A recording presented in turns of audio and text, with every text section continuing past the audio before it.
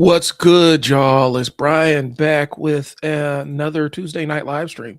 So, this week we got a whole lot of ground to cover, and so we're gonna jump right into our topic. Last week, I spent a lot of time kind of talking about Ben Reilly as a character, and I teased a little bit of Absolute Batman, and I said I would come back to it. But I did want to dig a little bit deeper and kind of spin the block on a couple of concepts that I brought up regarding the Ben Reilly Spider-Man one. Here's the reality. And I said this, I think I mentioned this on the last stream. I when I saw Chasm, when I saw the Chasm character, and that's what they were doing with Ben, I checked out on the character for a while. Um, it was kind of a disappointment that we're back to this again, where he's just this bland villain of the week kind of thing with vague powers, and we're not really going to do anything with his backstory or make him interesting in any way, shape, or form. And so I clocked out.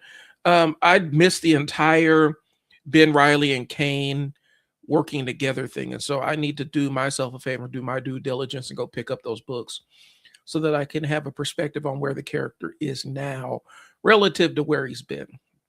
And so that's going to be one of my assignments, because I think I'm probably going to take a deep dive on some Spider-Man mythos, if you can't tell. So shout out to 80s Tees. They ain't sponsoring nothing. I'm just like, I'm a huge fan of their site. I cop this. I don't know if you see it, but typically I'm wearing something from them when I'm on the stream. I got my shirt, my Show Enough shirt, got my Storm shirt. Destro is one of my favorite shirts. And so I love that website. I'm addicted to 80s Tees. And so maybe one of these days, as I blow up this channel, get a little bit bigger, maybe that sponsorship will come through. I would love to be sponsored by 80s Tees because I love the website and I use it a lot. I'm a personal shopper of it. And so that's besides the point. The Todd McFarlane Spider-Man is fresh, though. I love this. It's one of my favorite comic book covers, period. And so seeing it on a shirt, I'm like, oh yeah, I must possess this. Okay. So here's the thing. We're spinning the block on Absolute Batman. Because I said this week I would kind of give you more spoiler centric breakdown of what we had. And so that's what I'm going to do. Now I'm really trying to duck. I don't want to catch no copyright strike or none of that. I've already dealt with that BS on my TikTok for something innocuous, and so I'm not trying to get your copyright strike. So when I show you panels of this Absolute Batman, I'm going to really just flash it on the screen and then move it off the screen. I know we like to have visual guides and everything. So maybe what I will do is just put some standalone pictures so you can kind of see what I'm talking about as I'm talking about Absolute Joker. Because last week was the origin story of the absolute version of Joker. And so for those that don't know, when I say absolute Joker, Absolute Universe is essentially a spinoff of the DC universe. It's an alternate universe to the DC universe. And essentially what that means is, and I'm not going to go into the whole backstory that leads up to the King Omega stuff, but here's what happened. We're talking about an Earth that is made in the image of Darkseid. And Darkseid, if you don't know, is DC's resident do-it-all villain. Like, we need a villain that can actually jack up a team, get Darkseid in there. We need a villain that can be a present threat through a crossover. We get Darkseid. And so the Absolute Universe of in DC is essentially a DC universe that is molded in the image of Darkseid. Now, what that means is, for Darkseid, his evil is order, and so the laws of order and chaos are kind of inverted. Okay, in the regular mainstream DC universe, Joker and Darkseid and all them, the evil represents the chaos, and the superheroes are more like the superheroes of the DC universe represent the side of order, if you will. In the Absolute Universe, that's inverted. And so kind of the plot is the villains, your major villains that are in there, Ra's al Ghul, whatever. The Al Ghul clan, um, who else? Joker. All of these people are the order. They represent the forces of order in the world. So they control all the resources, they control all the industry and everything. And the superheroes represent the world of chaos. Okay. And so I just need y'all to hold that in your mind as we're going through this. And so what I'm going to do is I'm going to pull up the cover of this. And I'm not going to pull up because I have an actual book queued up, but I got to be real careful because I don't want to get into any copyright issues. And so I'm going to pull up a image of Absolute Joker if it will let me pull up one. My internet browser's acting funny all of a sudden. Okay. So we're talking about Absolute Joker. Let me put him on the big screen here.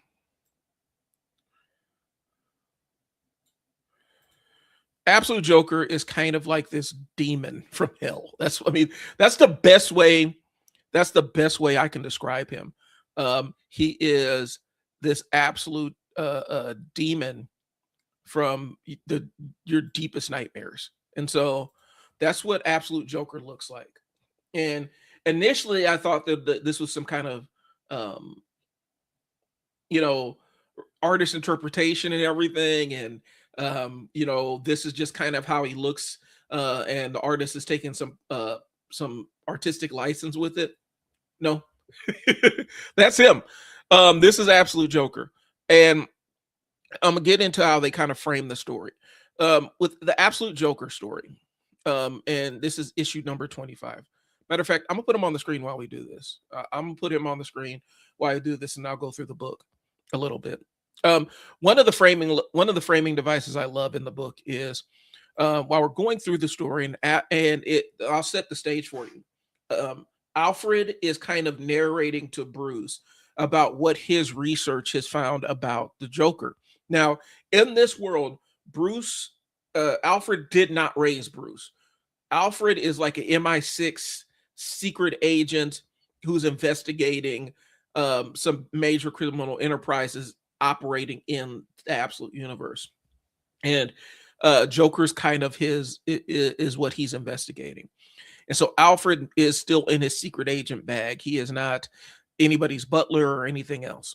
And so he's explaining his investigation into the Joker and JK Holdings and everything. So that's the framing. That's how we're framing this conversation to start out with. Okay. And so this conversation, what makes it really super interesting is this.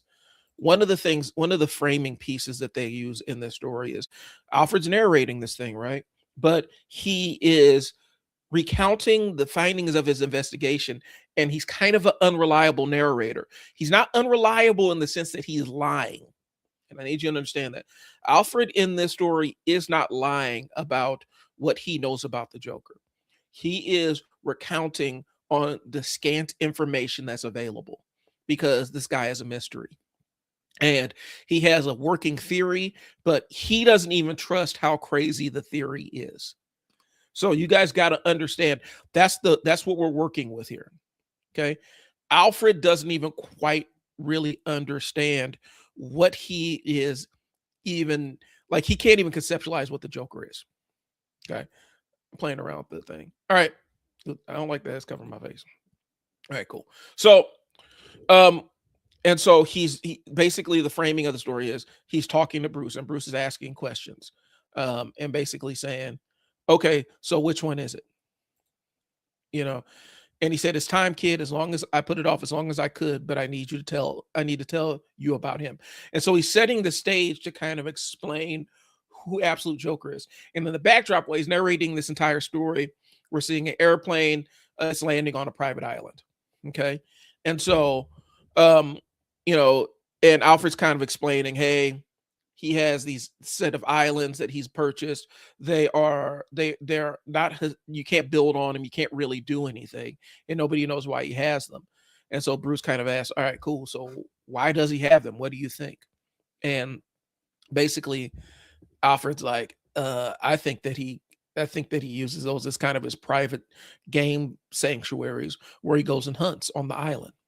and kind of ascribes it to what billionaires do. Okay. But these islands are scattered all over the world. And Alfred basically says, I've been chasing this guy for 3 years. I don't know what's real. I don't know what's a lie. And so some things add up and a lot of things don't make sense. And Bruce is basically hounding him, saying, stop telling me what you know and tell me what you believe. Okay. And so basically, Alfred's telling them these islands look useless to anybody else, but I think he hunts on them. Okay. The satellites, all the evidence points to nothing. He likes to hunt, but he's a mystery. Okay. He doesn't laugh and blah, blah, blah. And so Bruce basically gets fed up and says, all right, so forget what's true and tell me what you believe. And this is where the story starts getting crazy. Okay. And so now we get into the whole backstory of who Absolute Joker is. Okay. And so he starts talking about the Joker's family. And he's like, I think he's like fourth or fifth generation of like this ultra powerful, rich family. And so they talk about back in 1888 in Gotham. And it starts out with the Joker being this kid that is performing in the alley. And he is dressed in clown makeup. He is the clown, and the audiences love him. Joseph Grimm the First, and goes by Jack. And he grew up as an orphan, streets of Gotham. He's a street performer, and he was one of the best, according to Alfred and according to his records. Like, he was one of the best street performers that ever existed. And so that's the initial story. And so that's how he rose to prominence. Let me go ahead and switch this and kind of show you what they're saying he looks like. So he rose to prominence being a street performer. And since he was so good, people gave him their money just because he was this incredible street performer, and he cracked them up. And so this is him. And they say he was good, best around. You could hear the laughter for blocks and blocks, though he himself never as much chuckled. Now, one of the common themes about the eyes in this book, the eyes pretty much tell a different story than what's being narrated. And when you look into the eyes of any depiction of the Joker, if you look close enough, it doesn't look human. It's inhuman. And so I just had to put that over, but I can't keep showing you guys the stills from it. So anyway, best street performer, he parlayed that into vaudeville and got into the vaudeville scene, and ended up building up his first company through that. It's called, I think it was just called Just Kidding, JK Enterprises. That's what it became. And it was based on comedy, making people laugh, getting people, making people forget their troubles and just laugh. And he took that and parlayed that into a fortune for himself. And so I'll give you the exact details here, but let me get him back up on the screen. Okay. So he never laughed. His reputation grew. He brought his clown act to vaudeville, and he invested in his own theater called Just Kidding. And he invested in silent pictures, funded some big companies. He always prevailed, according to the people around him, because he made people laugh the loudest. And by 40, he had made this fortune. And, he had all these clubs and all this other stuff. And he was rubbing elbows with the who's who of billionaire villains of the time, with J.D. Rockefeller, John Rockefeller, John Mellon, and Carnegie and stuff. And he never sought the spotlight himself, but he was always giving money to all the causes that mattered to him, specifically children's causes. Okay. But the thing is, there were no interviews of him at the time. Nobody really knew anything about him outside the fact that he owned these theaters or whatnot. And he was really, really rich and donated to all these causes. Okay. And they attribute his fixation with children's causes because he had a rough childhood. Okay. And so, according to the story, he died in 1938, buried in a family crypt in Gotham City. Then we talk about his son, Jack Jr., who ended up becoming an early Hollywood mogul. Okay. And as early Hollywood mogul, that was the next part of their ascension. So as you could see, the storyline, the drumbeat is they're rising up through media. Okay. And so, and I'm kind of paraphrasing. He invested in entertainment, bring laughter to the world, becoming the financiers of early television. Created a bunch of subsidiaries of JK Holdings, and they're all named after famous clowns. Okay, and he still was tied to philanthropic efforts with kids. Okay. And so when you see him, he just looks like your average regular person. His son in the 60s, Jack Grimm III, was he started cable network, so he got into cable. He's a major funder of public broadcasting. The fourth was born in the 70s. He's my age, essentially, and he got into gaming. And so he expanded gaming and made the company global. And then now the current version of Jack Grimm, the one that they're talking about right now, he got into the chip game, graphics processing units, and chips that basically the entire planet runs on, and he's a trillionaire. Okay. Now, if you're not seeing the parallels here in the story, in the absolute universe, Joker is essentially Bruce Wayne. Like, if you're not catching on, Joker is essentially Bruce Wayne. He has Bruce Wayne's family fortune. He has unlimited supply of money. And so, and he has this sternness, this seriousness that, hides his true identity. In the Batman series, Bruce Wayne, sometimes they depict him as this kind of playboy. Other times they depict him as this guy who just has this open heart and contributes to all these causes. But it belies the fact that he has this dark secret in the regular DC universe, that he's Batman. In this universe, like I said, Joker, Jack Grimm, is essentially Bruce Wayne. So they've inverted the storytelling, and Scott Snyder is absolutely cooking with this. Okay. And so now Bruce is mad. He's like, where's the smoking gun? What is scary about this guy? Okay. And Alfred even says, on paper, nothing's scary about him. Okay. There's nothing that should put you on edge about him. And that's precisely what makes him scary. Okay. He made his fortune by embracing his first love, was making people laugh. Okay. Now, if you're looking at the panels, if you get this book, when you look at the panels, I want you to look into the eyes of the Joker and just kind of look at his eyes whenever they show him. And I'm going to show you an image of him here real quick. I'm going to pull it up here. I'm going to show you how he looks. Now I want you to look into his eyes. Okay.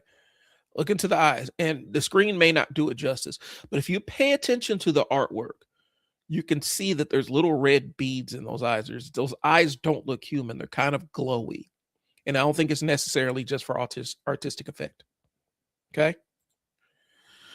So basically these panels show him hunting, doing his pastime or whatnot. And just kind of being the eccentric billionaire who gets bored and has diversions and stuff. And so Alfred is still narrating the story. Okay. Nothing scary about him. He's just your basic eccentric billionaire who likes to hunt big game on regular islands. Right. And he says all billionaires are eccentric. Right. Okay. And basically the entire thing is him stalking this mountain lion and killing it with a knife in his bare hands. Okay. And they're saying he's a classic American success story. And so Bruce kind of stops him and says, listen, man, I didn't ask you for the story. Tell me what you believe. And he says, okay, kid, but we need to go back to the start. Now, one of the framing pieces that they use in this story is they reuse the same set piece.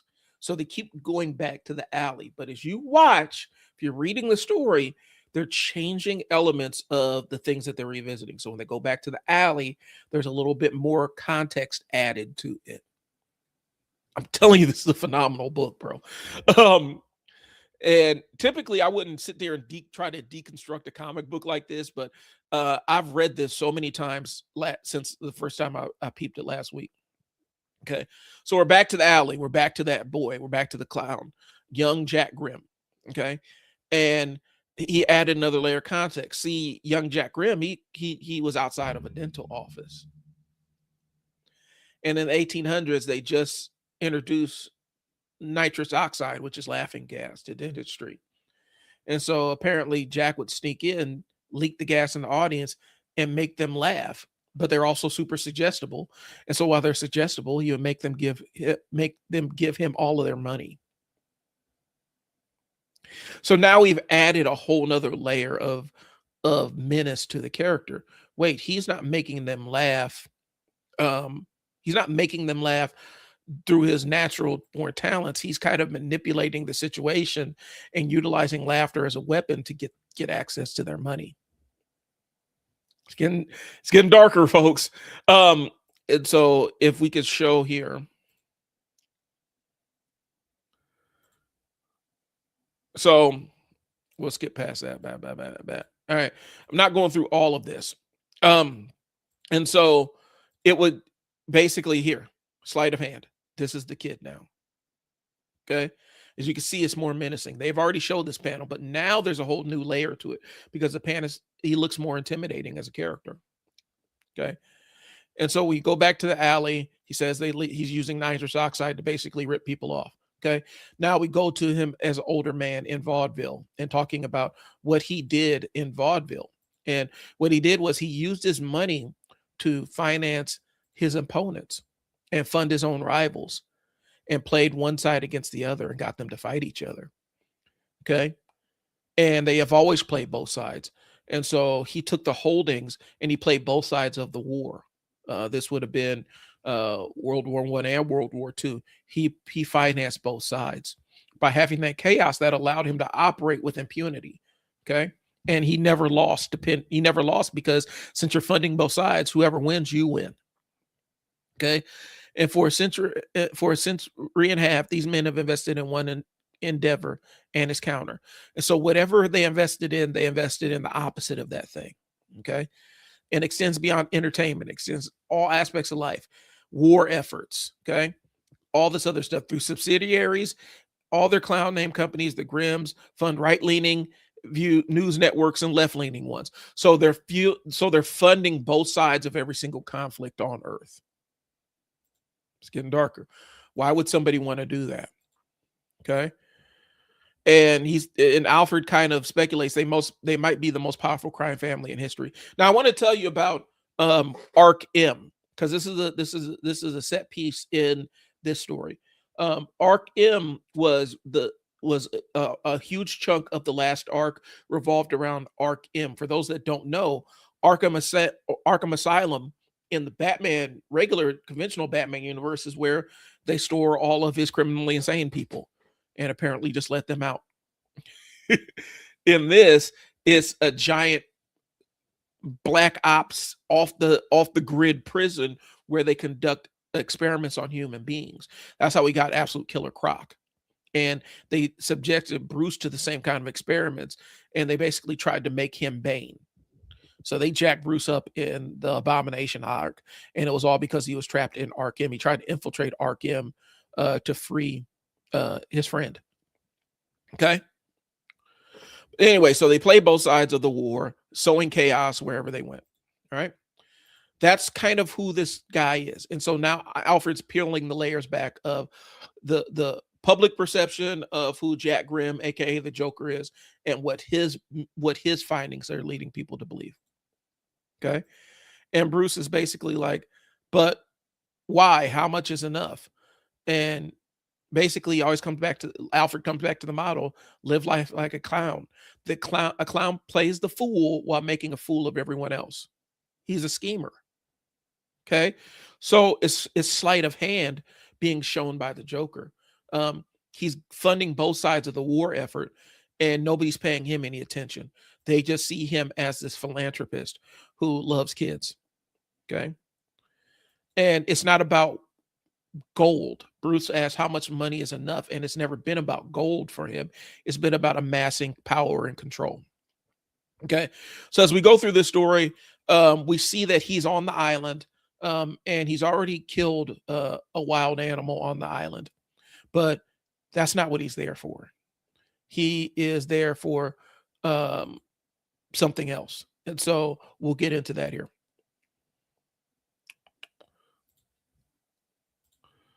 All right, and so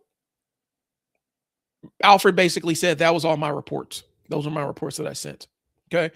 Now the image now is Joker's on the same island. And he's found a guy that's on this island. Now I'm gonna spoil it a little bit. This is somebody that Joker, damn. This is one of the people that was investigating him, an FBI agent that had been investigating him. And so Alfred mentioned that this guy, everybody that's ever tried to investigate the Grimms came to a terrible end. This FBI agent died in a boat accident. But what happened was he was kidnapped and brought to this island. And he's been on that island for 30 years. Okay. And this is Jack down here. Okay. So he saw the guy. Now they're face to face. And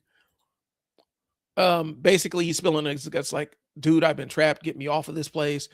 This is kind of nuts. Help me. And then he sees who it is. And that's where the reality for you as the reader starts clicking in. Like, wait a minute, 30 years.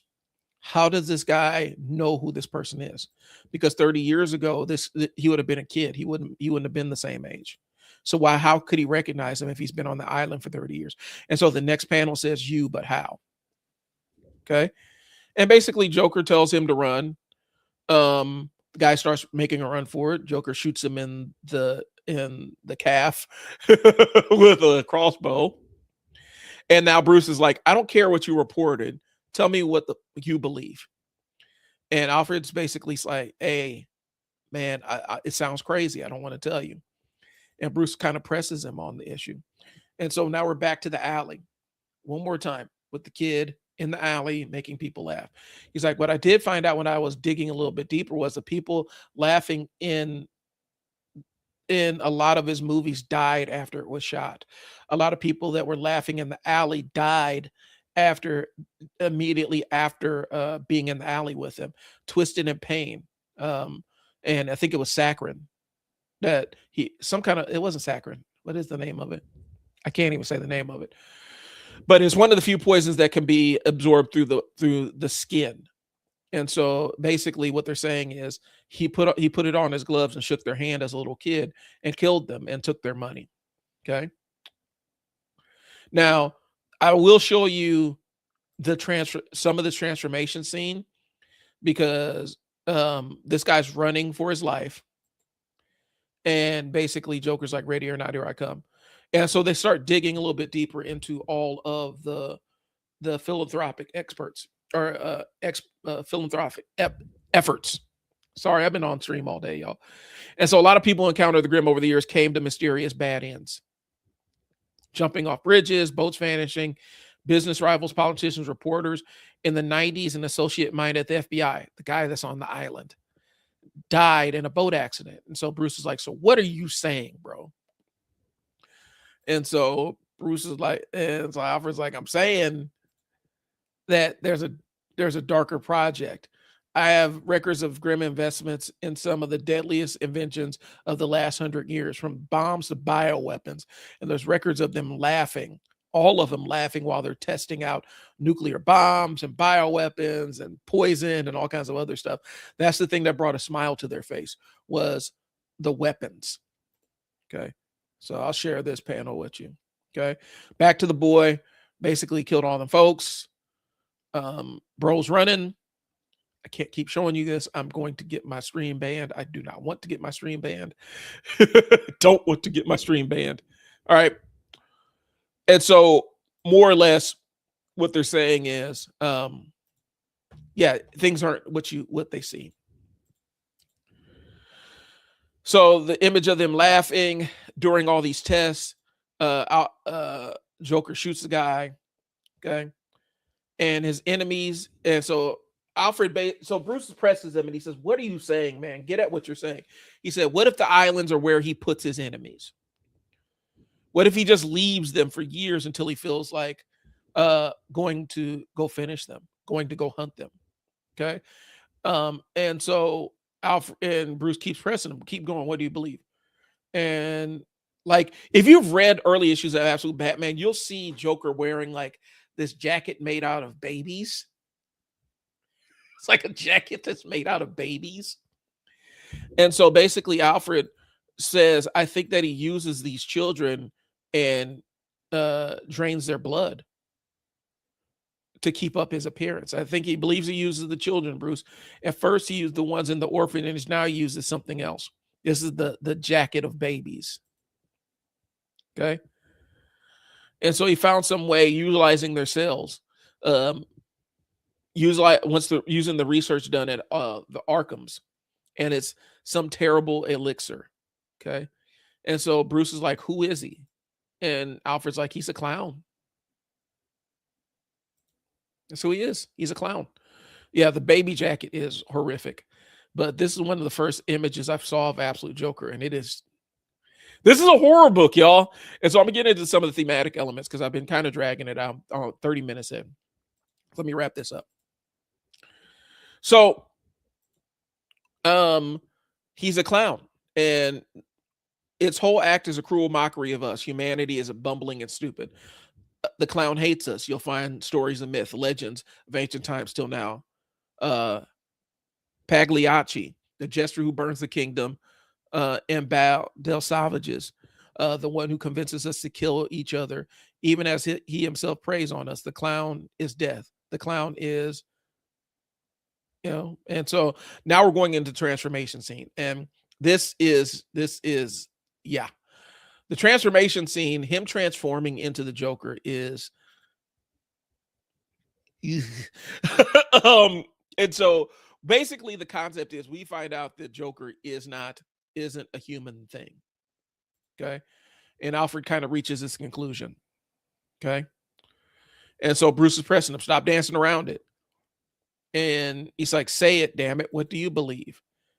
And so we're seeing Joker's transformation into this thing, into this otherworldly monster that is about to make lunch of this guy on the island that he trapped there for 30 years. Okay. And so Alfred, imagine this. Now, Alfred doesn't really, well, I'm saying he's an unreliable narrator. He doesn't quite know. He has a feeling about what this stuff is, but he doesn't know it all. Okay, so that's why I say he's an unreliable narrator. Not saying he's making up stuff or he has some kind of mental things. He doesn't know. And so he's spitballing here. And so Bruce asks him, what do you believe? And Alfred says, I don't believe there is a Grimm family at all. I believe there's no Jack 1, 2, 3, 4, or 5. There's only been ever one. There's only been one of them. And maybe it's just infernal science. Maybe it's some pact. I don't know. Maybe it's both. And I know how it sounds, but I look at him and there's something terrible, Bruce, a nightmare thing that stalks the earth, not a man who never laughs at anything, but a beast who's always laughing at us. And the concept is you don't hear him laugh until it's too late. The only time you ever hear him laugh is when it's too late. And so he turns into this monster full of teeth and everything. And so I'm going to show you this last panel here, and then I'm going to get into the thematic elements of what happened in the story. Okay.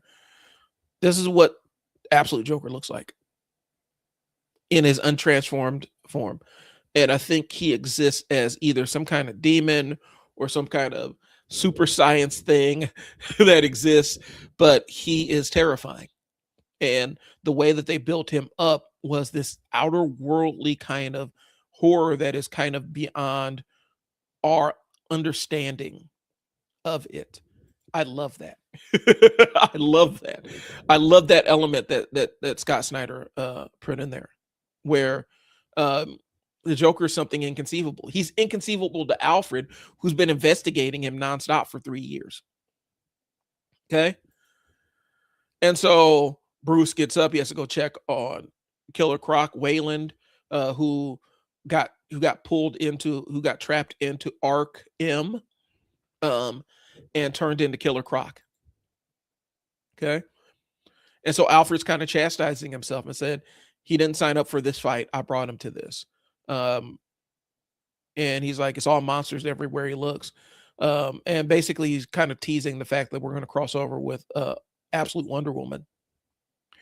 And he's like, did you tell him about Grim for his own sake? No, you told him because you couldn't live with it anymore, because deep down you're a coward. Alfred is dealing with some serious self-loathing issues. Just yesterday, a report put Grim on one of his islands off the coast of Colombia, but you couldn't let it alone. So he didn't tell Bruce that he was that even with Gotham 3,000 miles away, he couldn't tell him that he knew where Grim was, or he thought he knew, because the last panel shows the Joker back in Gotham and seeing Batman swinging through the city. And basically he's like, well, hello there. Okay, this is where it gets crazy. Now the Joker looks like Bruce Wayne, bro. Like the way that they draw him, his regular design looks like your classic historic Bruce Wayne. Okay. And Absolute Batman is like Giga Bruce Wayne, like 6'5", damn near 500 pounds, X-Men. No, 6'8", 450.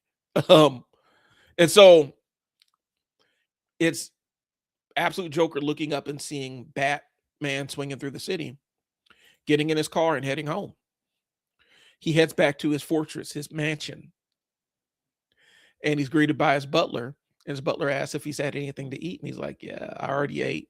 Well, what he ate was that guy on the island. And he's like, if you need anything, I'll be down in the cave. So Joker is Batman. Joker's Bruce Wayne in Absolute Batman. And it's so unhinged. And so I'm going to get into some of the thematic things, because I'm not great at the comic book breakdown. I've never done this before, telling the whole story. Okay. So one of the things I love about the Absolute Batman, this story specifically, is the elements that Scott Snyder plays with while he's doing this, because Scott Snyder is a pretty phenomenal writer of modern horror books. That book, the independent book he did, Witches, was incredible. I've actually on Oh Boy Who Does Comics Explained, I actually went and looked at a few panels of it. It's really good stuff. I just haven't had a chance to sit down and go through it, but the stuff I've read, I've really enjoyed. Okay. So, but Absolute Batman is this weird mix of horror, murder mystery, kind of gothic horror, and an element of Lovecraft, where there's this incomprehensible horror that's happening. And normally the incomprehensible horror surrounds Joker. Okay. Alfred is an unreliable narrator because he doesn't really quite know what is happening. He's trying his best to say, this is what my investigation has told me. I don't know. And so he's not even sure about what he knows. Okay. But the horror is built through the withheld information. And the fact Alfred is struggling to piece it together, but you're actually seeing what reality is in real time unfolding. So the entire time Alfred's telling the story about who Absolute Joker was and the Grimm family and all the other stuff, we're seeing that Absolute Joker is going to one of his private islands and hunting down a human being and killing him and eating him. Okay. Now, there's no way that Alfred could even conceptualize that this guy can turn into this demon thing that eats people. Okay. But he's grotesque and disturbing. And I wish I could have shown you more of the panels about the transformation scene, because it is, but it's a commitment to the tone of, we're going to have this elaborate mystery that's not necessarily a mystery. Because we know, the viewer kind of knows, the reader knows what Batman is kind of up against. And it's something that looks like it's some kind of old school demon. And it plays with what Scott Snyder has done with the character of Joker in the past, where he made him this immortal figure who's existed in Gotham City, who's always been kind of this ghost that haunts Gotham City. And so we're back to that, where the Joker is in Gotham City. That's the twist. We're thinking that he's all over the world and stuff like that. and Joker's based out of Gotham. Up until this, they never really connected Joker to Gotham City, to my recollection. They never did it. But now we have the big reveal that Batman and Joker are in the same city, and Joker's base of operations is out of Gotham. Even though he's involved in all this other stuff, he's based out of Gotham City. And so they're setting up the inevitable collision between Bruce and Joker. And here's the thing. Bruce has been getting his ass kicked. It's the classic Batman character arc. Bruce comes, encounters something, gets absolutely destroyed, barely survives it, and then finds a way to overcome it. And that's kind of been the arc. It happened with Bane. Absolute Bane, like, he got absolutely trounced. Like, this is one of the biggest L's I've ever seen a Bruce Wayne character take, where he was so far outmatched by Bane that Bane was absolutely like this massive hunk of muscle and sinew and all this other stuff. He's a big Joker. And that's before he even took an ounce of that venom. And once he took into venom, it turned him into like a giant muscle monster. But he whooped Bruce's ass without even really having to punch him, bro. Like, he touched him on a pressure point and broke his kneecap, dislocated his arm. And so that's kind of what we're playing at. So Bruce got his ass whipped the first time he messed with Bane. He got his ass whipped. He almost died going against Mr. Freeze. And so now we got Poison Ivy coming up, and a couple of other major characters, and Scarecrow, I think. Absolute Scarecrow's coming up. And so it's interesting to see how Bruce deals with these threats, because every single one of these threats that he's faced is basically a human body horror nightmare story. And he has to overcome these unconceivable horrors before he gets to the most unconceivable of them all, which is a man that is actually a demon. Because I don't know, maybe that's the story behind Absolute Joker. He's like this demon that's always haunted Gotham City. Or, like I said, maybe his family just tapped into some early stage genetic stuff that gave him longevity. But I'm really interested. I love the direction Scott Snyder's heading with this, is what I'm saying. And so that's just my roundabout way of really talking about, I think that this book kind of has it all. And it's hitting a lot of elements that Batman books have missed in recent memory, where sometimes it's too action-centric. Other times it's not enough action. And we forget other elements that make Batman stories work, where each villain in the Batman universe is some kind of grotesque, a lot of them were kind of grotesque monsters, like Clayface. Absolute Clayface we saw Absolute Clayface in Arkham, in Ark-M, and it was terrifying. And I'm saying Ark-M because that's how it's spelled. A-R-K-M. Ark-M. I know I say Arkham Asylum, but this is not Arkham Asylum. This is Ark-M. We've seen Absolute Poison Ivy, and we've seen Absolute Clayface. And both of them are. So I'm interested to see what happens. Okay? So if you're interested, I would say that this issue of Absolute Batman can be your jumping on point. You can absolutely jump on with Origin of the Joker. Do yourself a favor and read the Bane arc, but you can jump on here and not really miss a ton of it, because they're kind of giving you the backstory.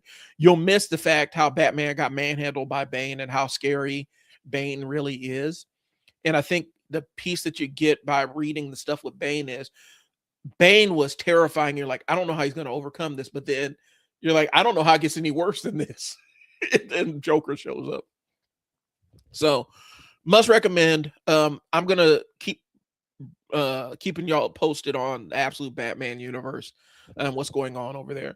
I am following DCKO. They just had Wonder Woman versus Lobo, Aquaman versus Hawkman.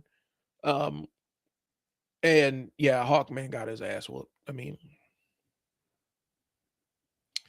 they gave Aquaman his every like 20 or some year, every 20 or so years, they just give Aquaman this incredible power up that brings him to that really makes him the equal of Wonder Woman and Superman and Martian Manhunter. And then inexplicably, when it's time, he just loses it again. So right now, Aquaman is giga powered. Gigapower to the sense where he controls all the water on the planet. So basically, he's the avatar of the blue, which is ocean, water, and oceanic creatures and stuff like that.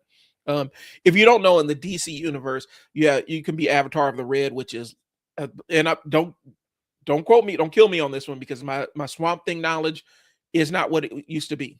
But there's avatar of the green, which is basically plant life, and anything that grows out of the ground. Okay. And then avatar of the red is like animals, stuff like that. Avatar of the black, I believe, is dead or unlife. And avatar of the blue essentially is the ocean. And so Aquaman is supercharged with the power of the ocean right now. I'm interested to see what they do with him in DCKO and how they job him out, because right now he's basically a god. He's a god in this book. And Aquaman's doing he's showing out right now. In his own book, he's powered up and everything. In his crossover book, he's showing out, he's doing shit when he needs to leave the watchtower that's in orbit of the planet. He'll just dive, manually dive from the watchtower in outer space and dive back into the ocean. Like Aquaman flexing right now. And I'm here for it, man. Because for a long time we were trying to figure out where we're going to put him. And so I like the Aquaman flex. But anyway, I'm not going to spoil it for you, but we had Wonder Woman fighting Lobo, Hawkman versus Aquaman. I forgot what battle's coming up next. Okay. And apparently Batman is facing his nightmares or whatever in the regular Batman books. I'm enjoying DCKO a lot more than the other book I'm about to mention, which is Age of Revelation. All right, so we're back in the Marvel universe right now. And Age of Revelation is kind of a jumbled mess right now. And it's kind of crossing over into that world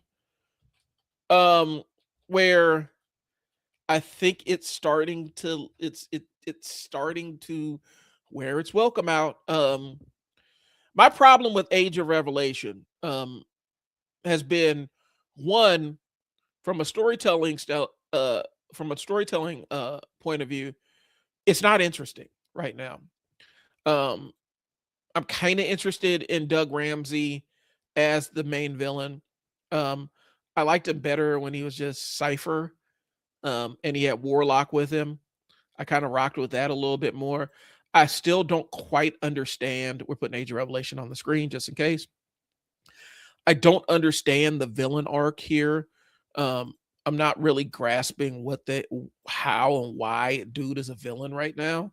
But I understand that he won the tournament to figure out the era of Apocalypse. And he was kind of the dark horse candidate, which makes him the obvious choice. And so he was gifted some of Apocalypse's power. And then also with his voice, his power up is basically he can talk anybody into anything. He's a purple man. Doug Ramsey's a purple man. Doug Ramsey's a purple man now. Thanks for tuning in, folks. Catch y'all later. No, Doug Ramsey is basically the purple man. And not only does he have the purple man's powers, but now he kind of has his personality too, which is weird. It comes out of nowhere compared to who he was in the book before. This is just a complete 180 of who the character is. And so maybe that was my first point of it, because I was a mark for New Mutants, but I was also 7 when New Mutants, the comic book, when they started making New Mutants comic books. And so I was kind of introduced to them in Secret Wars 2, where they were killed by the Beyonder and brought back to life. But Doug Ramsey is the purple man, and apparently he has his personality now. They ain't explaining shit. And one of the problems with Age of Revelation is it's the entire story about, and I'm shorthanding it, basically Revelation, who is Doug Ramsey, who is Cypher, but he's also the big bad of the story. Essentially, he manufactured a virus that mutated humans. Supposedly was supposed to not have any effects on mutants, but we're finding out that it did further mutate mutants and destabilized the entire country, essentially, and then took over chunks of it as his dominion. And Really, it's supposed to be Age of Apocalypse, except we're using Doug Ramsey, who goes by the name Revelation now. Um, it's not working. There's so many narrative flaws in it, and I think it's because there's so many artists and writers that are kind of making their crossover into the Age of Revelation, that the story gets jumbled at places. Like the virus is like the on the nose virus. Like some people, like with Franklin Richards, it turned him into like this blob of flesh thing that had no powers. It just mutated him into this horrific looking thing. But for Felicia Hardy, Black Cat, it turned into a cat person. Turned into a cat. I don't understand. It turned it some people it affects and kills them. Other people it knows what your power is or knows what your costume motif is and turns you into a version of that. How does the virus is the virus aware that the virus is just fucking with everybody? It's like, hey, she dresses up as a cat in Spider-Man's book, so we're going to make her into a human cat. Is this how the virus works? The virus is thinking like that. So it's a cynical trolling virus. Like, this is where I'm going with it, man. Age of Revelations virus doesn't make any sense. And it's the framing device that runs the whole story. It doesn't make any sense. There's no consistency for how this virus impacts people. And I know a lot of times in human populations, there's no consistency for how a virus is going to impact people. I get it. That makes sense. What I do not understand is in this specific book, how does this virus work? What does it do? What does it do?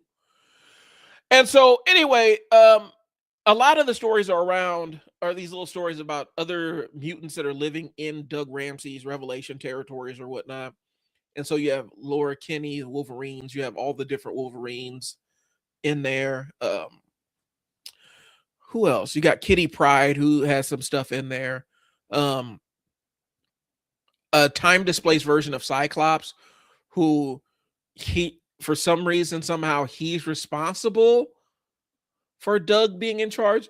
And understand, Age of Revelation is set 10 years in the future of the current X-Men books. So that's a mulligan right there. But it's set 10 years in the future of all these X-Men titles. And we're just doing whatever the hell we want to do in these stories, right? Like, and so it's the time displaced Cyclops with his team of X-Men.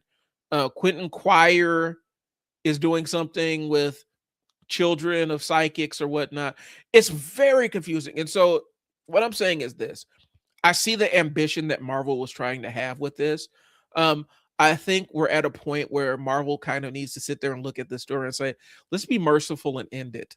Let's find an exit point and exit as quickly as possible. Because what's going to happen is we're going to end up with the Sins of Sinister situation, where Sins of Sinister, the first books that represented the first 10 years were cool. Like, it was interesting take on it. A little bit bleak, a little bit depressing, cool. We could have wrapped up there. But no, we have to go 10 years, 100 years, 1,000 years in the future. And each time they took a step forward in the future, it got weirder. It felt less connected to the X-Men titles than ever before. And by the time they got 1,000 years in the future, we're on starships, and Emma Frost and Storm are alive, and they're battling each other on the deck of starships. And none of this makes a lick of sense. And I think they lost a lot of people with Age of Revelation or Sins of Sinister, because it just took it. The story would not end, and everybody's like, "Please just go back to Krakoa. Let's wrap up the Krakoa era. We don't need a year of break to drag this Krakoa story out." And I think that's what's happening with Age of Revelation. I really don't want it to last much longer. I want this to be over. It's not saying that all the books are bad. There's some pretty good books mixed in here. There's some pretty interesting storytelling that's happening, but I'm fearful that this thing will not end, and we'll be trapped in a Sense of Sinister kind of thing. They've already set it up where Apocalypse and Doug are about to fight, and we're setting the stage for their final confrontation. And I have a really bad feeling that Apocalypse is about to take a weird L, and this story will continue on. I just have this feeling that Apocalypse is about to take this L that he should not be taking to Cypher. And the story will continue on from this point. Because again, Cypher is Purple Man. Okay. I don't understand the stakes. I just and it's not because it's not for lack of reading. I understand. I can comprehend the books just fine. But I feel like maybe they need to kind of say, let's pull the plug on this a little bit early. We don't need to go through years 10. We don't need to go through years 100. We don't need to go through 1,000. That framing device in Sins of Sinister made the story too long, and we lost a lot of people. They lost steam, and I think that's one of the things that was frustrating about the Sins of Sinister tie-ins, because that felt like, I think it was a year. It almost felt like a year, or at least 6 months, where we're not getting any real development in Krakoa. And it turns into this big, huge mystery surrounding Mr. Sinister, and the payoff sucked. Like, it was not it was not worth it. It was really not. It was not worth all the time that you spent in there. It really wasn't. And I know that this is the X-Men crossover for 2025. But considering how lackluster From the Ashes has been, and I'm not talking, there's some good books mixed in there, but overall, From the Ashes has just been kind of trash. And not really engaging. Like, I mess with Gail Simone's book, I mess with Eval Ewing's book, but they forced those to end abruptly too. And so I'm worried that this Age of Revelation thing is just going to turn into this thing that will not stop. And I know it's 30th anniversary of Age of Apocalypse. We don't need Marvel. We don't need any more Age of Apocalypse type stories, bro. Unless we are reimagining the whole thing, we really, really, really do not need this. Okay. We don't want it. A lot of X-Men people don't want, a lot of X-Men fans do not want this. We just want to get back to where the X-Men stories are readable again. And right now they aren't. Like, Last Wolverine is dope. Like, I'm messing with the last Wolverine. Because it's that Wendigo kid that he rescued, who's Wolverine now. Because Wolverine is under the control of Revelation. Omega Kids is cool. I'm not the biggest Quentin Quire fan, so that might be it. Radioactive Spider-Man is dope, but it doesn't really have anything to do with the book. Cloak or Dagger is an interesting things. I am not reading Undeadpool. I don't want any more depressing Deadpool stories. And X-Vengers was just bleak for no reason. Like, it was just dark for no reason. And so maybe next week I'll kind of go through each one of the stories and see where things are, where each one of the major players are. Because I just finished the one with Emma Frost and Tony Stark, and that was depressing. Like, none of these books make you feel good, like you've invested a good time and you had a good entertaining story. You just felt like ick. Like, it felt bad. It wasn't necessarily a happy place. And so, okay, it looks like the epilogue thank God. Okay, we're going to get an epilogue for this. All right, we're going to wrap this thing up. So it looks like we're going to get an epilogue for this January 2026. So next month, let's get this over with. Let's get this over with. Like I said, it started out interesting, but man, this ain't it. And I need them to get back to good old X-Men stories, because a lot of people didn't like the Krakoa saga. I like the Krakoa saga. It was interesting. This Age of Revelation is not it. I'm sorry. And so I need this thing to wrap up. And so that's kind of where we're at. All right. So a little bit of follow-up. I mentioned this. The Ben Reilly thing. I'm thinking about doing, if you guys are interested, I'm thinking about possibly doing, I need to take a deep dive on Kaine. But I need to do a little homework around Kaine. I know he had the Scarlet Spider book, and I picked up a couple of issues of it, but I need to actually go collect that and see what that is. Okay. So that's what I need to do. I need to actually physically go out and get that book so that I can brush up on my Kaine knowledge and kind of figure out what area of the Spider-Man mythos I want to take deep dives on. Okay. All right. Next section. This is our current events ish. This is our current events. And so I'm actually like, this first part was character issues. I'm going into current events and I'm kind of workshopping names. The one I keep landing on is how fucked are we for current events? And it feels apropos based on the current state of how everything is. Politically, I don't want to see the president on TV because he lacks impulse control. Like that's just not a place. So I didn't miss that the first time. And I'm not happy that it's back. I don't want to see a president that lacks impulse control on my screen every single day because they lack impulse control. That's just crazy to me. It's crazy to me. Every day we get to watch the president of the United States crash out on True Social. And for some people, they're like, yeah, it's cool. I'm fine with this. This is normal. No. And so I didn't miss this the first time. And the Rob Reiner thing was really kind of a crazy tweet. And I don't miss, like, I know a lot of people have this sardonic kind of humor about this kind of thing. I don't miss the anything goes on Twitter kind of political governance that we had last time. I really don't miss that. I didn't miss it, and it's not something that I'm excited to have back. The Rob Reiner thing was crazy. I don't really even have a stake in this because it's not like I was like this massive over the top Rob Reiner fan, but what happened to him was terrible and awful. And to see the leader of the world, or ostensibly, say, yeah, this is what happens when you don't like me. That's crazy talk, bro. That's crazy. And we just kind of like, that's just who he is, guys. Gotta love him. No. So I guess my thing is, how fucked are we?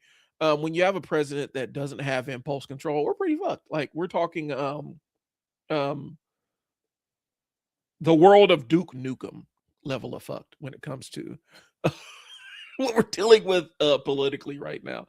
It's an absolute disaster. Like I said, we have a president with no impulse control, power without restraint.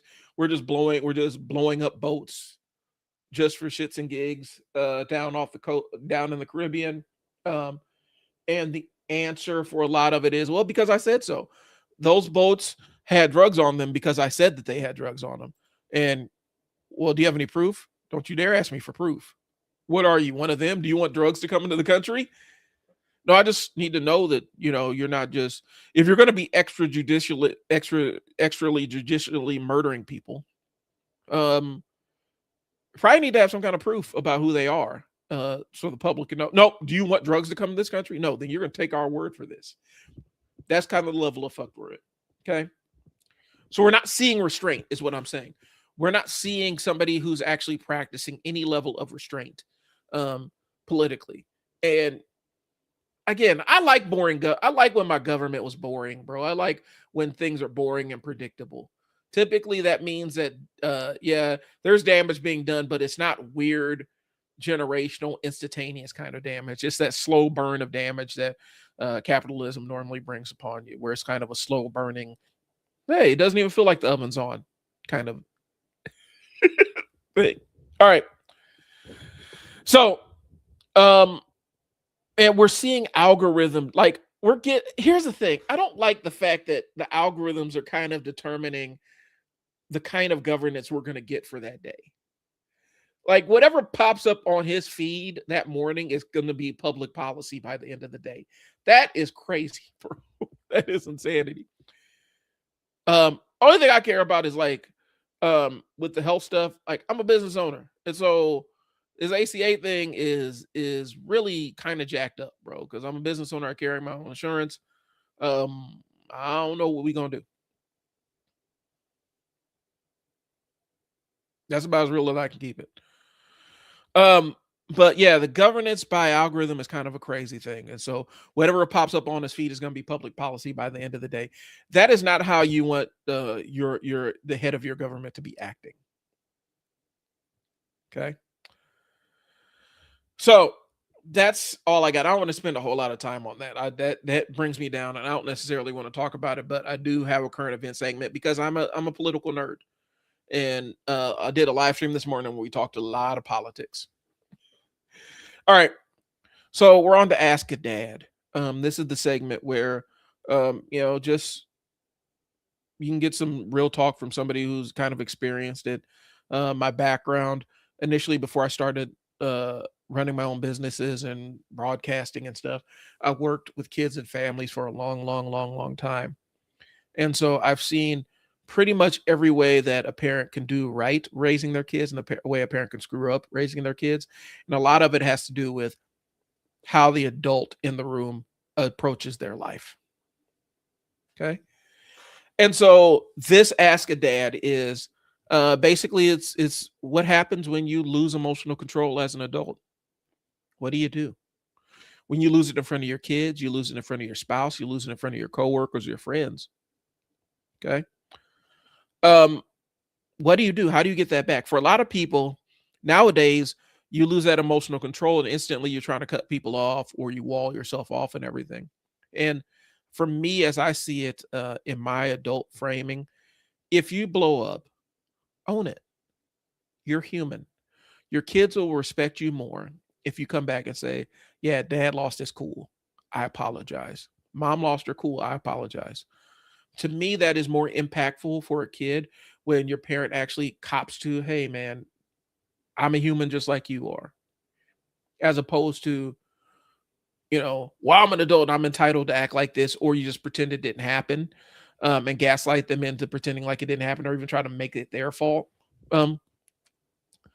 So if you blow up the spot as an adult, what do you do? How do you get that back? Accountability sucks. It's not fun. Being held accountable for your actions isn't fun. And I think a lot of times on social media, we misconstrue accountability with dogpiling somebody. Accountability is not a dog pile. And you typing snide remarks into somebody's social media comments, that is not accountability. That's you dunking on them, which is fine, but let's not pretend like it's something that it's not. Okay. And so for me, accountability has a restorative element to it where we're going to try to restore the relationship we damaged through losing emotional control. I'll give you a perfect example. There's a time my son, he's 14 now. When he was 2 years old, I don't know what I told him no about, but that boy took my phone and he took the phone I had, my smartphone, and threw it down a flight of stairs and broke the screen. Now I know a lot of parents would have just, especially, a lot of parents I grew up with, my mom, that would have been whooping. Like that would have been it for me. I'd have got spanked right there. In that moment, I knew that I was so angry that I needed to get up and put some distance between me and my son. And so, he threw his temper tantrum, threw my phone down the stairs. I got up and told him, Dad's about to go take a timeout.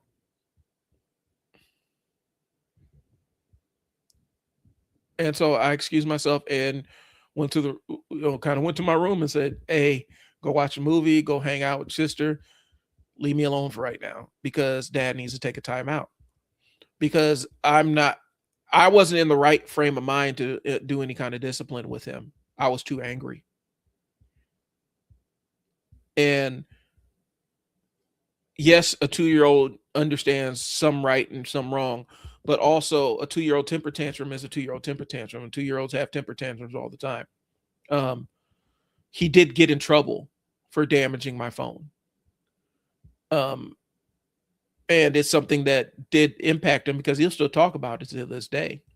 But at the time, I would have lost emotional control had I tried to address what just happened with him.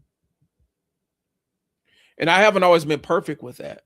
But in that instance, I'm like, at your big age, he's 2, you are the adult. And as the adult, you need to be the one that steps away.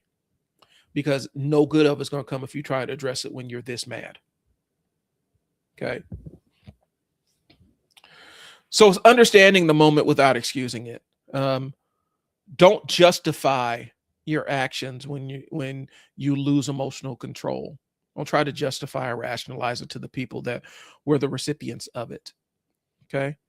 Because that doesn't do anything. That shows that you're not necessarily owning the moment. Okay? The accountability piece comes in repairing the relationship, but also repairing yourself and forgiving yourself for being human. Okay? But having enough wherewithal to understand this is escalating fast and out of my control. I need to remove myself from the situation immediately. Okay.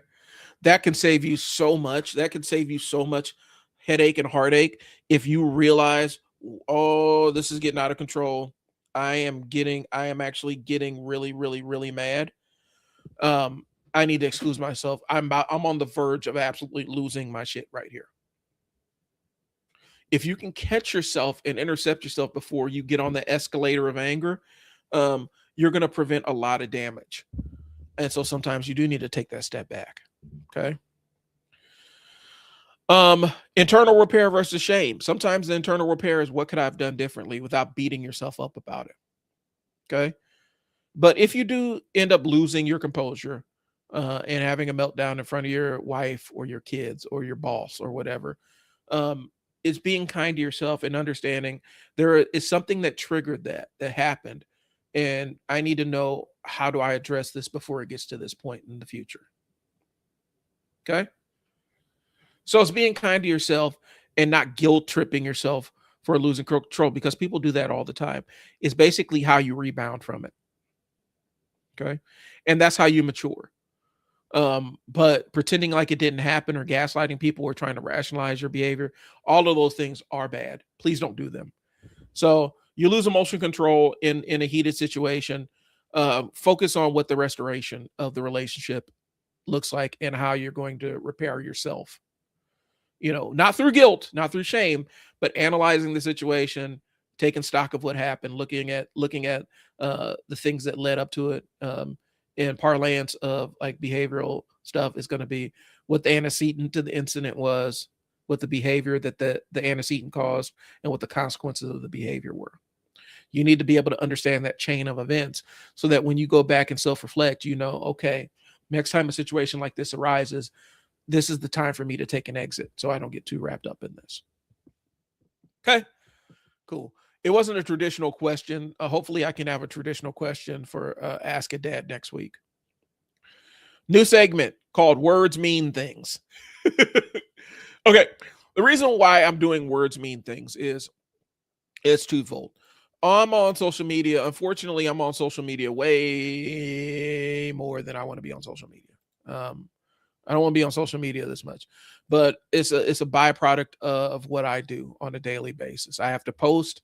I'm constantly kind of doom scrolling through stuff to get current events to discuss on the show and things like that. And sometimes it's just for my own edification. One of the things I'm seeing on social media is we misuse a lot of words. And what I mean by that is not just political sounding words. It's overuse of therapeutic language in context where it's not there. Where not everybody's a narcissist. Okay. That kind of stuff. And so the reason why I'm doing this segment called Words Mean Things is because I want to point out the fact that words do in fact mean things. And it's not normally the parlance that we see on social media. And so I have a longer outline than the one that's on my page. Hold please. So in Words Mean Things, we're gonna tackle a couple of different things.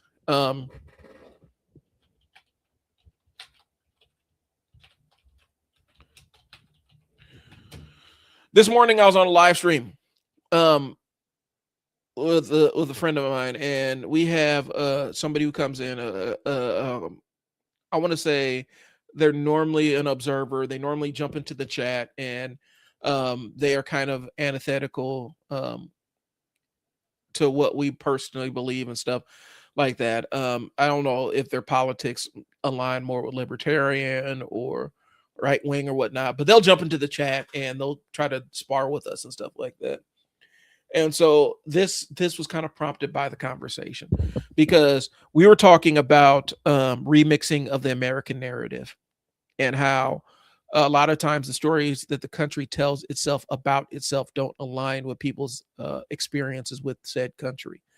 And so, it's kind of like the example I used is if a descendant of somebody who is the Geechee Gullah of the Geechee Gullah people who were in the Maroons, the emancipated slave colony, emancipated people colonies, where a lot of formerly enslaved people who had emancipated themselves formed colonies that were free, and they would raid plantations that were nearby to bolster their numbers and stuff.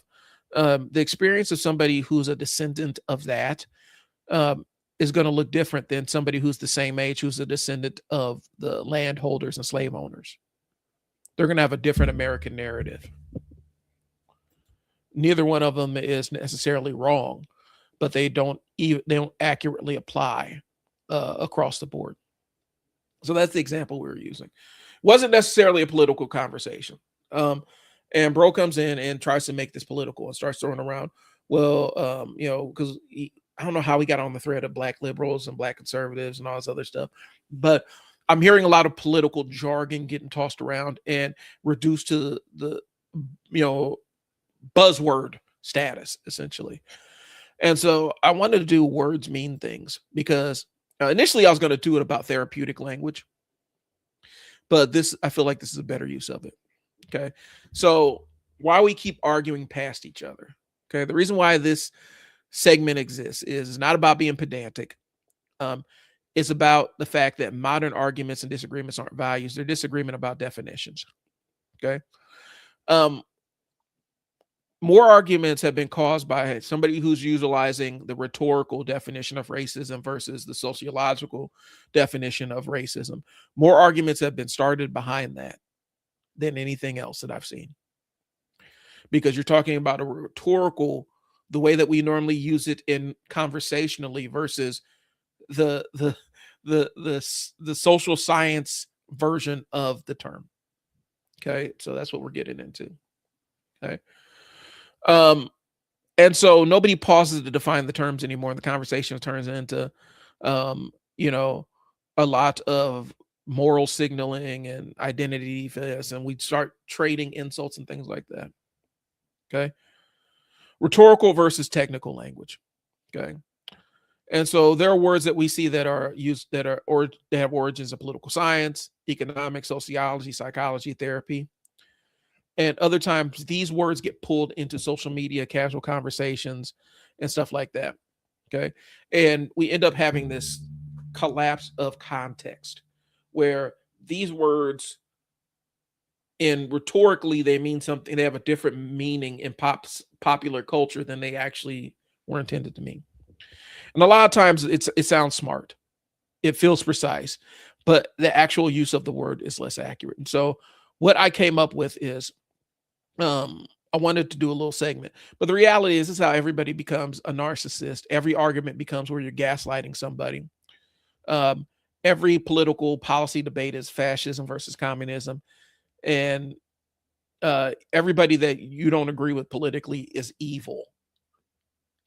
Okay, so we're going to start with some very basic political jargony words that we see in regular parlance that have actual meanings in the political science sphere.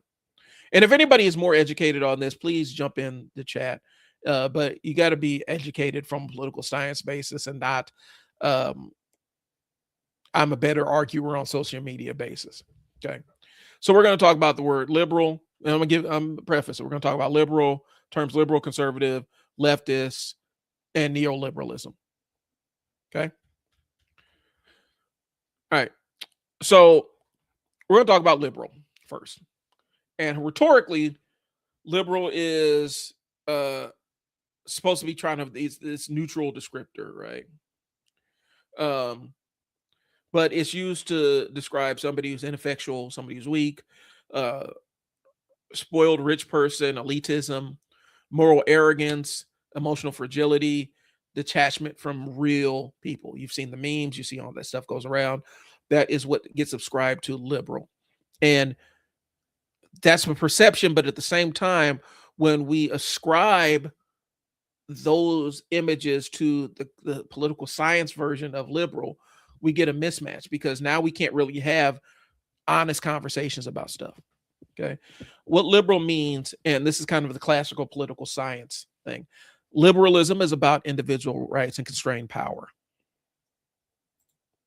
What? Yeah, it's what the conservatives. It's basically the idea of what a libertarian and and some conservatives are aligned with. Okay. So we're taught some of it is. It's about individual rights, constrained power. At its core, liberalism prioritizes civil liberties, rule of law, due process, freedom of speech, freedom of religion, limits on state authority, and incremental reform instead of revolution. That's kind of the classic, political science idea of what a liberal is. How many of these things apply to both sides as you see them? I'm going to ask you this. How many of these can apply to either a liberal or a conservative as we utilize it in pop culture? And if probably a lot of this can be split just down the middle. Important classification. Liberalism is not inherently left wing. I need you to understand that. It's a framework for how power should be exercised, not who should control it. Okay. Liberalism is about protecting the individual from the state and from the crowd. That's what liberalism is supposed to be. But there's a lot of conservatives where that falls under, that's kind of what their view, that's what their worldview is. So are you liberal? Are you conservative? You get where I'm going with this. This is where the words get misused. Okay. Rhetorically, conservative. Conservative is actually framed as, rhetorically is framed traditionalist, common sense, cultural stability, resistance to change. Okay. Rhetorically. Modern usage, it also means the outrage machine, grievance politics, and a couple of other things. Culture war kind of stuff. All right. These things don't necessarily align. Classically, a conservative means preserving institutions, maintaining continuity, valuing stability, resisting rapid or destabilizing change, and skepticism of sweeping reforms. Okay. So conservatism fears chaos, not difference. That is the political science version of it. And so you can see why a lot of marginalized people aren't classic conservatives, because for us, maintaining the structure as it is means that we're maintaining this artificial yet strongly enforced caste system where the people in power look a certain way and the people who don't have power don't look a certain way. That's where we're at, y'all. So if we're looking through the classic conservative, and this is, I spent a long time going back and forth with the person on my stream with this. If we're talking about the classic idea of conservatism, it's about upholding institutions and fighting against radical change. And so, and he got mad when I said this, but it's true. That's why the Dixiecrats were conservative Democrats, bro. Like that's they're trying to preserve they're trying to maintain the social order that segregation brought to them. And it was a liberal idea to desegregate. No, not necessarily. And so it wasn't that cut and dry. And that's why when we use these terms in opposition, it doesn't always make sense. Okay. So if you're constantly engaging in escalating conflict, destabilizing institutions, and demanding everything to burn down, you're not conservative. So a lot of the MAGA people that are like burn everything to the ground, they're not classical conservatives, even though they'll tell you they're conservatives. That doesn't really fit the classical definition, but it fits the rhetorical definition, because the rhetorical definition means whatever pop culture kind of says it is. Am I making sense to y'all? If not, let me know. So,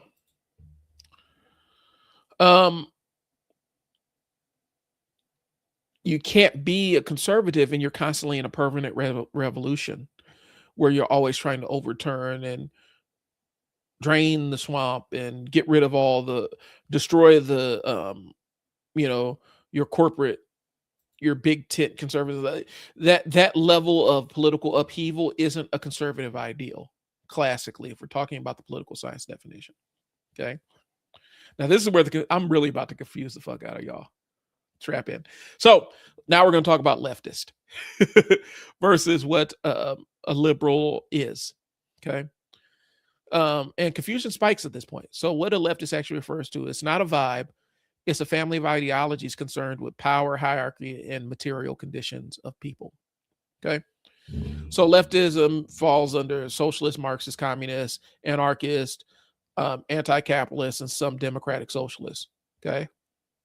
So a leftist frame of thinking is who owns the resources, who controls the labor, who benefits from the system, is the inequality a flaw or a feature of said system. Okay. Leftism questions the legitimacy of the system itself, not just how it operates. Okay. So liberalism tries to civilize the power. Leftism asks who should have the power at all. Okay. Now we're about to ramp it up one more time. And I know I'm losing people because this is political, but this is my live stream and I don't care. We're going to go into neoliberalism. So when we talk about neoliberalism, and this was kind of the reason why I stuck this in here, is because I actually got into a disagreement with somebody about this, trying to explain that neoconservatism was not a reply or a counter ideology that countered neoliberalism. Neoconservatism is a child of neoliberalism. It's a child of it. So neoliberalism is an economic and governance framework. It's not cultural war. It's not any of the other stuff. Okay. It emphasizes market-driven solutions, the free market, privatization, deregulation, free trade, global capital flows, state power used to protect markets. There are Democrats and Republicans that are on board with this mission. They're 100% on board with utilizing state power to protect the money flowing into their pockets. Come on now. Okay. Neoconservatives operate inside of neoliberalism, not against it. They aren't a counter to it. Neoconservatism is not an opposing force to neoliberalism. Like neoconservatism is an answer or opposition or anything to neoliberalism. Okay. What neoconservatism adds is an element of militarism, interventionism, where we're utilizing the military to dictate outcomes in other countries and stuff like that, and nationalism. But the economic foundation of these things are the same. Neoconservatism is a child of neoliberalism. Okay. So neoliberalism is the operating system. Neoconservatism is the liberal, is basically the liberal technocracy. They're different interfaces, bro. Like I'm trying to figure out the best way to put this so I don't get too jargon heavy. Okay. Neoliberalism is the operating system. Neoconservatism is a program that runs in that operating system. They still need the framework of the operating system to exist. Okay. Word doesn't exist without Windows. But it can't exist independently of it. And neoliberalism can absolutely exist without neoconservatism, but it's not the other way around. So the collides keep happening because we keep utilizing sociological definitions rhetorically. We use therapeutic language casually. And we use political science terms emotionally to win an argument. And since a lot of people didn't necessarily take political science or any of this other stuff, you don't really have a framework to use these words intelligently. Okay.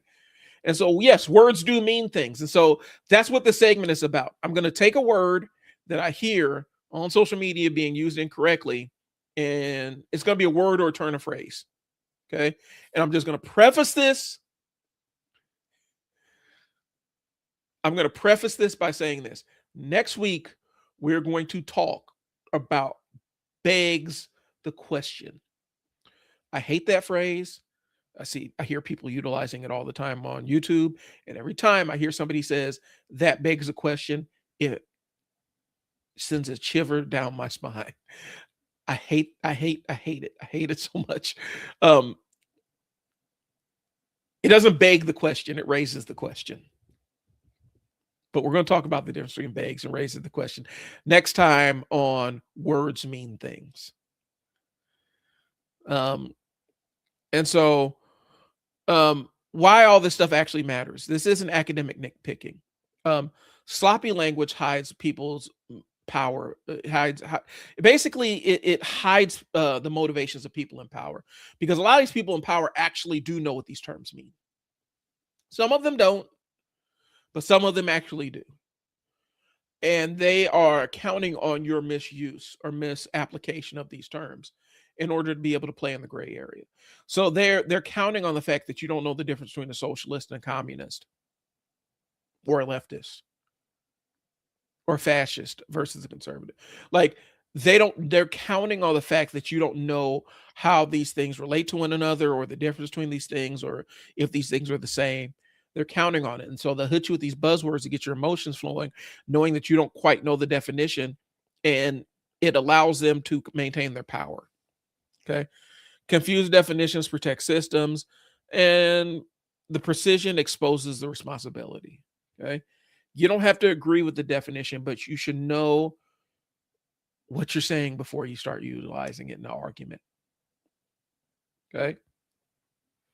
So, not every liberals aren't automatically leftists. Leftists definitely aren't liberals. Neoconservative is not the opposite of neoliberalism. And liberal and conservative mean different things than you believe them to. That's what it is, y'all. So, I talked about comic books. I talked about politics. I gave you guys kind of, how to deal with, if you lose control emotionally. I think I'm done here. I think I've done my mission. I've been on for 90 minutes. Shout out to y'all if y'all been following me on socials. Y'all are really, really responding to my stuff about Ben Reilly and the Spider-Man universe. So I'm definitely going to be doing more of that kind of stuff and keeping it more focused on comics. And we'll talk politics here and there. But I really do appreciate y'all support. The TikTok channel is absolutely growing. You're going to start seeing more long form content on the YouTube channel. So stay tuned for that. And then I'm gonna figure out what other communities we can spin off of this thing, because I do feel like, and I was talking to somebody before, there needs to be a space for Black nerds where we can just get together and just talk without having to worry about somebody that's not part of the Black nerd space coming in and spewing their poison all over. Because even on Facebook, we encounter that, where white nerds will try to infiltrate these Black nerd groups just to fuck with us. And I don't understand it, because I don't go in their groups just to mess with them. I play by their rules when I'm in the white nerd spaces. And if it gets too hairy for me, or I disagree with something too stridently, guess what? I leave. I've done it before. But one of the reasons why I think there is a disconnect is, and this is just 90s era, you can correct me if I'm wrong, or if your experiences are different, your mileage may vary. One of the things is, when I was growing up, Black nerds were always a thing. They always existed. We used to talk. I mean, a lot of the gang members and stuff like that, they still watch sci-fi movies, read comic books and stuff. So they would talk about that stuff with us. So Black nerds, we were kind of mixed in, but not really, if that makes sense. We were kind of off on our own, doing our own thing, but we had a lot of crossover with other segments of the Black community. not jocks and uh, you know, the cats that's out in the street, the music heads. Like we all intersected one another. And I always say this: most rappers that are in that '90s era, a lot of them were nerds. Um, there's a lot of comic book references. Ice Cube references comic books. Method Man, Wu, all reference comic books. You're gonna listen to the most gangster rap album of the '90s. You're gonna find a sci-fi reference or a comic book reference. And so, nerd culture's never been too far separated from Black people. What the difference is? Black nerds, we kind of kicked it with each other, and that was it. White nerds only kicked it with each other, and that was it. But what happened is Black nerds were fully aware that white nerds existed. Like there was no ambiguity about that. White nerds, on the other hand, didn't know we existed. And so now the internet's kind of forced us into proximity with one another. And what that means is a lot of these white nerds, this is their first exposure to nerds that aren't white males. And I'm not saying this broad brushstrokes and it applies to everybody, because it doesn't apply to everybody. Your mileage may absolutely vary on this. I'm talking about 90s era Black nerds. They didn't know we existed. And they didn't know quite how to take us in the early 2000s when the internet kind of forced us all into the same space. I told you about the story about the dude that saw me wearing my I had a shirt that had the cover of Secret Wars 1 on it. And he started questioning me about who everybody was on the shirt. And I named every single one of them. I looked at him, I said, I have these comics at my house. I have the full collection. I have all of Secret Wars. The first Secret Wars 1, I have all of them. And to watch his face, like this bewildered expression, yes, there are Black nerds out there, bro. But in his experience, all the Black nerds in his mind were just brand new. We were just hopping on a trend. And so I saw this when nerd culture became more mainstreamed, with the rise of comic book movies really becoming the biggest blockbusters and stuff like that. A lot of white male nerds thought that they thought that they were alone, and a lot of like women that were in the nerd space, or Black folks that were in the nerd space, they thought that we are the pretenders and we were just brand new and we're just hopping on the trend. And it's like, no, we always been here. You just never noticed us. We are fully aware of you. You never paid any attention to us. And as a result, they don't know how to act around us. A lot of white nerds do not know how to take nerds who aren't white males. And it's a sad thing. In this space, they think every single piece of media needs to reflect them and their wants and their desires and their worldview and their beauty standards and everything else. And anything that doesn't reflect that is an insult to them. And that's how we get into these arguments about Black samurai and Black cosplayers cosplaying as Japanese characters, not understanding that white people are cosplaying as Japanese characters too. Some of the characters that y'all cosplay as are meant to be European. A lot of them are not. A lot of them are Japanese. But that's where we end up having these weird conversations and weird arguments about this kind of stuff, because the assumption is that nerd culture belongs exclusively to one demographic group, and it absolutely has not. It hasn't. I've been doing the nerd thing since the early 80s. I've been doing the Black nerd thing since the early 80s, and I've met other Black nerds who have been doing it longer than I have. We've always been here, but we've known about y'all. Y'all haven't known about us.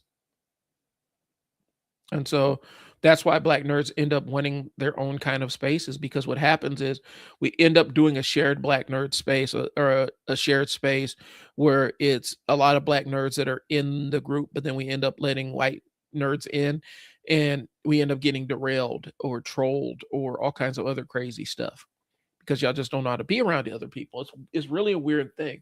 And y'all form a lot of white nerds form their ancillary nerd communities because they didn't want to be marginalized or picked on, but they have no problem going out and doing that to other communities of nerds. Make it make sense. So anyway, I want to build something. I don't know what it is. Um, I want to build an avenue where Black creators can write comic books and short stories and stuff. Like there's a lot I want to do, and I don't have a lot of time. Like I'm 46 now, so there's a lot. There's a lot. I have a lot more days behind me than I have ahead of me, and so I got to figure out how I'm going to make all this stuff work. But again, I mentioned last week somebody asked me, on one of the threads about the Spider-Man Ben Reilly thing. Have you ever written for a comic book publisher? And I would love to. I'd love to get a crack at a Spider-Man run or something like that. I just don't have, like I said, I don't have the time right now. And I don't have the time to go through that normal ladder that a lot of comic book creators have had to go through. I can't draw. I can write. I've never been an artist, but I can write. Well, not an artist. A lot of artists do write, but I can't draw stuff. And so that's always been what I perceive to be my barrier, why I can't be in comic books. But apparently there's a lot of comic book writers who can't draw. So maybe one day my dream will come true and I'll get a shot to do one of the major characters in one of the major companies, whether it be Green Lantern or Spider-Man or somebody or X-Men or somebody or Luke Cage or whatever. I'll get my crack at it to tell my story with them. But we'll see what happens. I appreciate y'all listening to me ramble. Stay tuned. I try to get on live streams to play games, but my computer does not. This computer is way too old to be gaming on. It does not like games, and so I got to figure out a different way to do this. All right, I will talk to y'all later. Be easy. Blurting while dad. Peace. Like I said, next week, words mean things. We gonna sit here and talk about begging the question because that is not how you utilize that phrase. Peace.